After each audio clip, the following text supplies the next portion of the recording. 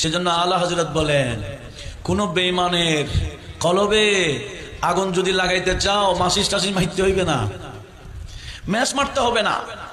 কি করলে হবে? শুধু ইয়া রাসূলুল্লাহ স্লোগান দিলে হবে, দেখবে আগুন লেগে গেছে। কথা বলুন ঠিক কি না?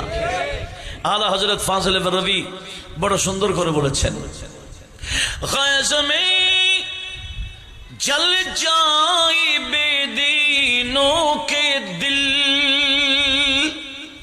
বেদিনের দিলে রাগে জ্বলে যাবে। গায়জমে जल जाए बेदीनों के दिल, या रसूल अल्लाह की कसीरत कीजिए, या रसूल अल्लाह की कसीरत कीजिए।